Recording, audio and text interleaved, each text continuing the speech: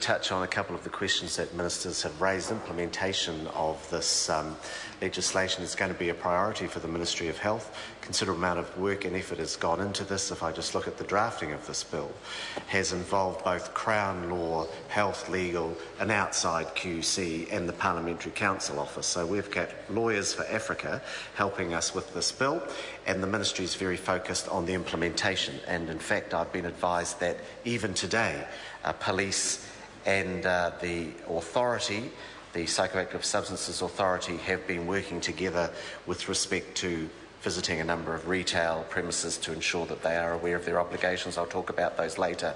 The Ministry of Health is in very close contact with addiction treatment providers across New Zealand, and they're going to continue to liaise with them and to conference at least weekly in order to gauge what's happening around the country. A recent national teleconference shows that all services, as the members noted, have noticed an increase, particularly of inquiries and seeking treatment.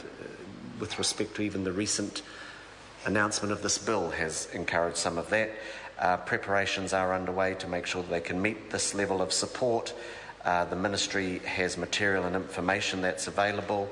The Alcohol Drug Helpline has agreed to extend its services during the weekday with an extended period of time. Emergency department physicians also have met. They are not expecting any major disruptions, but the ED leaders will maintain surveillance, and support and advice will be fed through to the Ministry of Health. I've had discussions with a number of DHB chief executives who advise that their district health boards are ready and able, and they do expect to be able to have the resources to meet community demand. So the government will be keeping a very close eye on this, because we all share the concerns that the member has. I call Meka Whaitiri. Tēnā koe, Mr. Chair. Tēnā tātou katoa. Mr. Chair, I rise with all members of this House to lead my support in the Psychoactive Substances Amendment Bill. And all I can say in succinct Mr. Chair, is thank goodness.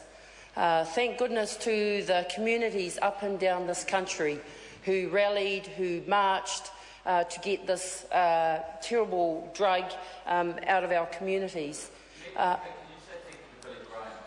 Yes, I was going to mention him, Mr. Mallard. And like many of our members on this side of the House and the other members that care passionately about their communities, they